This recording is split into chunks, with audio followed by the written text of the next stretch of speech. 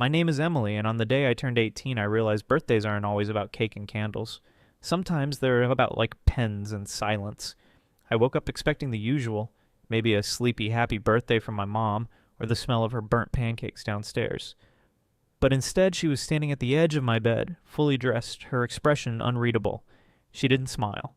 She didn't say a word at first. Then she placed a thick envelope beside me and said flatly, "You need to sign this before noon." No explanation, no warmth, just a command. That's how she's been lately.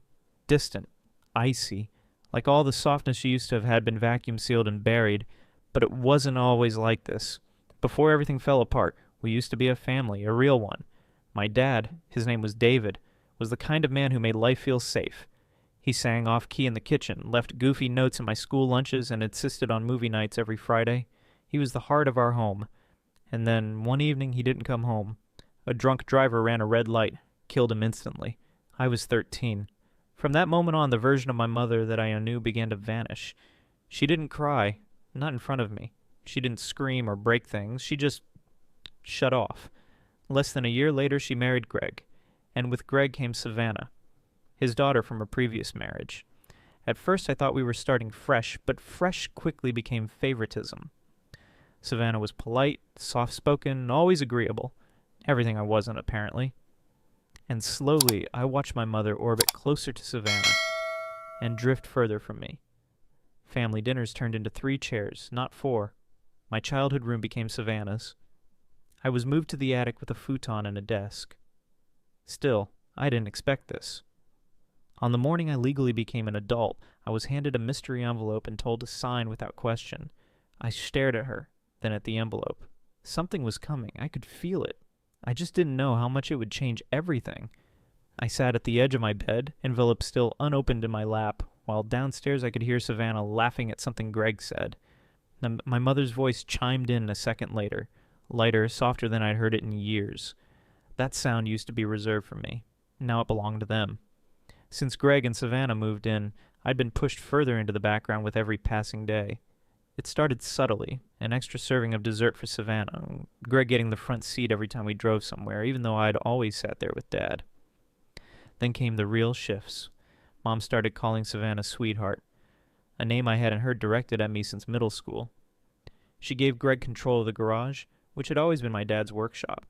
His tools, still coated in years of sawdust and memory, were boxed up and pushed into a corner to make space for Greg's fishing gear. They didn't ask. They just took. One night I came downstairs to grab a snack and overheard them talking, and Greg said, "It's time she grows up. That money's not doing her any good sitting in a trust." My mom didn't argue, she just nodded. That was the night the envelope appeared on my bed. At first I didn't want to open it. A part of me hoped it was something simple, a birthday formality, maybe even something kind. But of course I should have known better. Inside was a stack of legal documents I couldn't fully understand, but one phrase was bold and impossible to miss. Voluntary transfer of inheritance rights. I froze. It was my dad's trust, the one he'd set up just before the accident, the one that guaranteed I'd have a chance at college, maybe a down payment on a house one day. And this was asking me to give it up, to restructure the terms, so that Savannah, someone who hadn't even known my father, could benefit too. There was even a line that suggested Greg, as Savannah's legal guardian, would be responsible for managing the funds in the interim. It felt like a joke, a cruel, twisted joke. I went to my mother, the paper trembling in my hand. "What is this?" I asked, voice barely above a whisper. She looked up from her wine glass like I was interrupting a movie. "It's just paperwork, Emily. Don't overthink it." I stared at her. "You want me to sign over what Dad left me, to Savannah, to Greg?" She sighed like I was being difficult. "You're not losing anything. We're just making sure things are fair now that we're one family." Fair. Like being replaced in my own home was fair. Like watching strangers live off my father's legacy was fair. I stood there stunned. I waited for her to laugh, to say she was kidding, that it was all a misunderstanding. But she didn't. Instead, she looked back at the TV and said, "We need it signed by the end of the week." That was it. That was her final word on the matter. And something in me snapped. I didn't sleep that night. And I lay awake in the attic, heart pounding like a second heartbeat in my chest, staring up at the slanted ceiling that always made me feel small. I kept hearing her voice over and over again. "It's just paperwork, Emily. Don't overthink it." Like I was being unreasonable. Like I wasn't the one being erased. I finally got up when the sun began to filter through the cracks in the plywood window. The envelope was still where I left it, on my desk, unopened now, even though I already knew what was inside. The words kept flashing in my head like they were seared there. Voluntary transfer of inheritance rights. I didn't even know where to start. So I started walking. I walked past the bus stop, past school, past the usual places I knew. I walked until my feet ached and my thoughts stopped spinning. I ended up at a quiet library in the next town over, one my dad used to take me to during the summers when it was too hot to do anything else. I grabbed a computer and Googled everything I could. Inheritance law, family trusts, what happens when you're 18, legal guardianship. I read every article, every forum post, every horror story from kids who had been tricked out of what was theirs by manipulative parents. And then I found something. A law firm name. Halbrook and Associates. It was on the paperwork. The same firm Dad had used to set up the trust. I took a deep breath and called. I don't know what I expected. Maybe a receptionist who would brush me off or someone who wouldn't care. But instead, I got a warm voice that said, "Can you come in this afternoon?" By 3 o'clock, I was sitting across from Mr. Halbrook himself. He was older than I remembered. Gray hair, kind eyes, and a memory like steel. He looked at me and said, "Emily? Wow, you look just like your dad." That almost broke me. I gave him the envelope. He read every page without a word, his face unreadable. And then he looked up and said, "This is garbage. You're not signing this." I blinked. "But they said—" "They can say whatever they want. Your father made this trust specifically for you. No one can touch it without your consent. And even then, they have no claim. Not Savannah, not Greg, not even your mother." The relief that hit me was so sharp it felt like pain. Mr. Halbrook handed me a copy of everything, his direct number, and said, "If anyone pressures you, call me." I left that office with a folder under my arm and something else I hadn't had in a long time. Certainty. When I got home, Savannah was lounging on the couch with her feet on the coffee table, scrolling through her phone. Greg was watching TV with a beer in hand. Mom was in the kitchen, casually scrolling her emails like nothing had happened. I placed the envelope on the kitchen table, firm and final. "I'm not signing it," I said. My mom looked up like I'd just said something in a different language.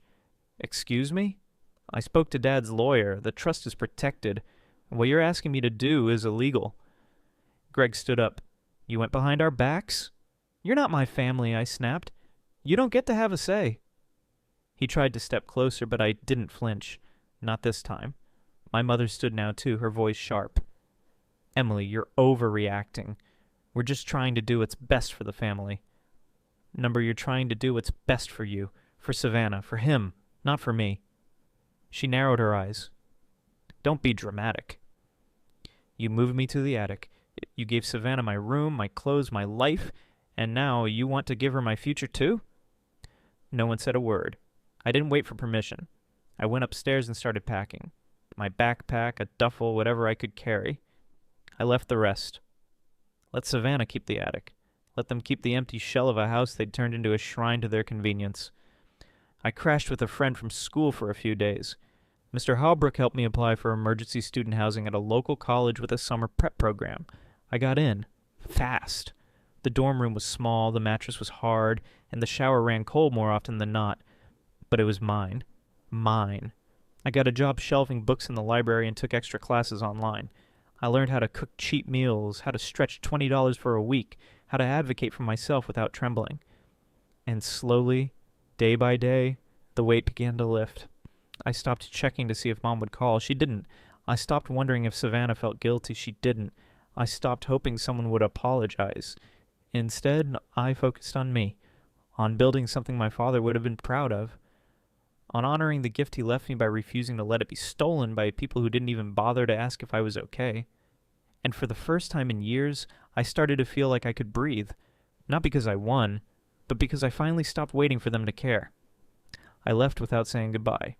No dramatic exit, no yelling match. just the quiet click of a door that no one bothered to stop. The attic was too small to fit everything I owned, so I only packed the essentials.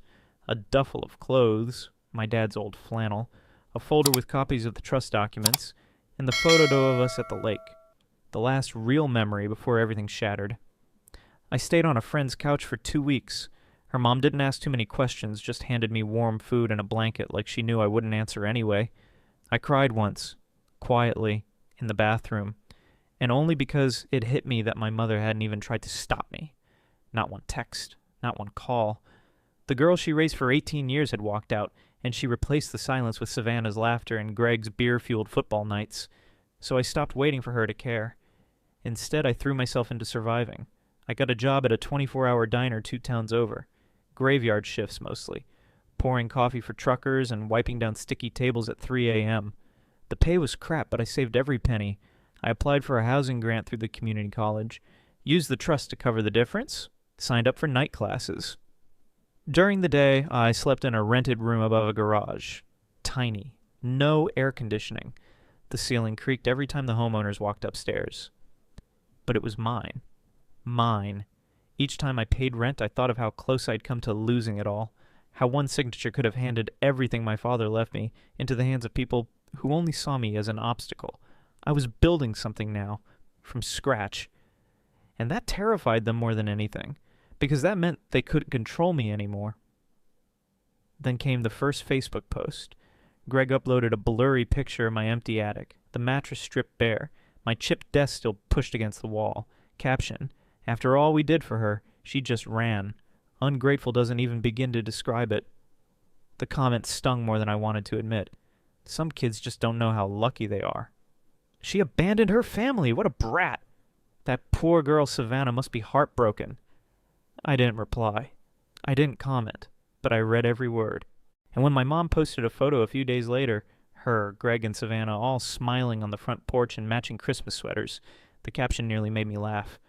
Family isn't always blood. It's about who chooses to love you. That was the line, the one that lit the fire. I wasn't going to beg them to tell the truth. I was going to let the truth speak for itself. I wrote everything down. Every slight. Every lie. Every moment they twisted into something I was supposed to be grateful for. I didn't use names. I didn't need to. I posted the full story on Reddit under a thread about inheritance betrayal. I kept it calm, detailed, honest. It went viral overnight. Tens of thousands of upvotes. Hundreds of comments. People didn't just sympathize. They raged. You were the scapegoat in your own home. They wanted to erase you and steal what wasn't theirs. Protect that trust and never go back. Then someone found Greg's Facebook post. They put it side by side with quotes from my story. It wasn't hard to piece together. Suddenly the story wasn't anonymous anymore. People started commenting on my mom's Facebook, on Savannah's TikToks, on Greg's business page. At first it was subtle, just a few, "Is this about the inheritance girl?" comments. Then the momentum shifted. Savannah posted a video in my old prom dress. The comment section lit up. "Is that her dress too? You really stole the girl's life, huh? Trust fund thief." Greg's contractor reviews were bombarded. My favorite said, "If this man builds houses the way he builds families, expect collapse within 6 months." Then came the letter. Someone, I still don't know who, printed my Reddit story and mailed it to my mom's workplace. No signature, just a sticky note that read, "Your daughter deserved better." She called me that night. I watched the phone ring. Once. Twice. I didn't pick up. I wasn't going to give her closure, not when she never gave me a chance. Instead, I posted one final update. A photo. Me. In front of the student housing building. Wearing my dad's old flannel. Holding a textbook in one hand and the original trust folder in the other. The caption. He left this for me, and I finally get to use it for something good. It didn't go as viral, but it reached who it needed to reach. I didn't need revenge in the form of screaming. I didn't need to burn bridges. I let them rot on their own. Because in the end, the most powerful thing I ever did was walk away and thrive. Some nights I still think about the way things could have gone. What if she had chosen me? What if she had stopped Greg the moment he suggested touching the trust? What if she had said, "This is my daughter. She comes first." But those are just echoes now. Ghosts of a life that might have been. The reality is this: she didn't fight for me. She let them move into our house, take my room, erase my father's presence like he never existed. And when I resisted, she called it selfish. She called it overreacting. She called me ungrateful. And maybe once I would have believed her, but not anymore. Because now I live in a place where my name is on the mailbox. I wake up and know every single thing around me is something I earned. I go to class, I pay my bills, I balance work and study, and still find time to sit by the window with a cup of coffee. Something so simple, so peaceful, it feels like rebellion. I'm not rich, not even close, but I'm free. And that's more valuable than anything they tried to steal. The trust my dad left me didn't make me who I am, but it gave me the chance to find out, to figure out what kind of life I wanted, what kind of woman I wanted to become, and most importantly, what kind of daughter I refused to be. I haven't blocked my mom. Her number's still there. So are the old voicemails I haven't listened to. Maybe one day I will, maybe not. But for now, I'm choosing peace over closure. I hear Savannah dropped out of college after her social media got too toxic.